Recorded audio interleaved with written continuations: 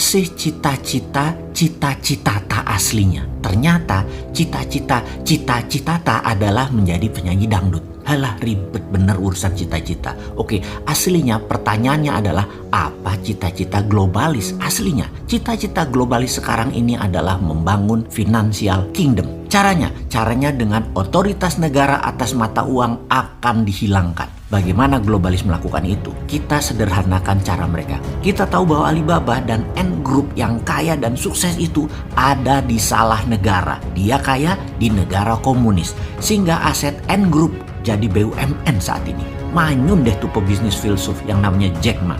Elon Musk terinspirasi karena apa yang terjadi kalau Elon Musk suatu hari di Jack makan oleh sebuah negara. Katakan Amerika di bawah Partai Demokrat yang memang heavy on government. Kalau Elon Musk dan grupnya punya komunitas, punya produk, punya pasar yang nilainya mendekati 100 billion dolar per tahun atau sama dengan GDP Indonesia, maka pada saat mereka memerlukan funding tidak perlu ke bursa saham atau IPO, tetapi menerbitkan kripto aset mata uang digital dengan ICO-nya atau Initial Coin Offering. Kripto tadi bisa membeli barang-barang di grupnya Elon Musk dan mitra bisnis lainnya yang sangat luas pasarnya dan banyak pelanggannya. Itulah logika sederhana di dalam mengartikan otoritas negara akan mata uang akan dihilangkan. Inilah mengapa sejak tahun lalu dalam video narasi Vision 2030 Bosman mengatakan mata uang di dunia di tahun 2030 ke atas tidak sebanyak negara lagi. Mata uang global bukan dolar lagi. Underlyingnya bukan emas lagi,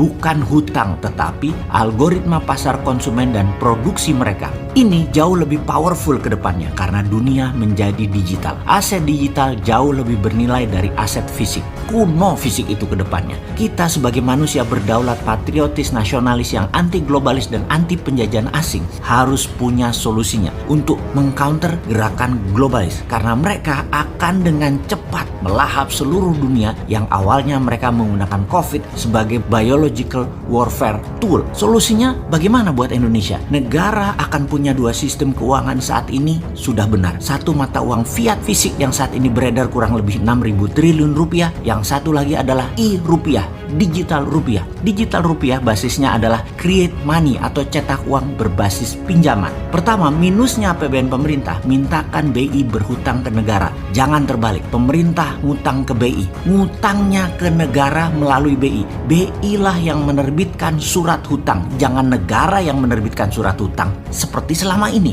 Jadi e-rupiah dicetak sebanyak misalnya APBN dan kredit pinjaman pihak swasta nasional di Bank Nasional. Bank Nasional ngutang ke BI, BI terbitkan surat hutang ke negara, lalu di ujungnya negara cetak uang. Semua tanpa bunga, hanya biaya uang atau cost of money paling 1% setahun. Untuk Bank Nasional ambil sebagai jasa penyimpanan dan jasa administrasi, dibebankan ke kreditur termasuk ke pemerintah. Maka Indonesia dengan e-rupiah akan menjadi sarana percepatan kedaulatan ekonomi dan kedaulatan rupiah menang. PDB nasional bisa naik 50% setiap tahun dan GDP per kapita nasional setiap tahun bisa naik 50%, sehingga di tahun 2030 GDP per kapita Indonesia bisa 25.000 dan di tahun 2045 bisa menjadi 100.000 dolar per kapita di atas Amerika dan Tiongkok. Yang bilang ini halu pasti nggak berani mimpi. Kalau kita mah tukang tidur, tukang mimpi. Berani aja kalau mimpi mah. Yang takut kalau benar-benar kejadian GDP per kapita Indonesia jadi 100.000 di tahun 2045, takut lupa diri Indonesia nyaplok ASEAN dan nyaplok negara-negara kecil Selatan Pasifik.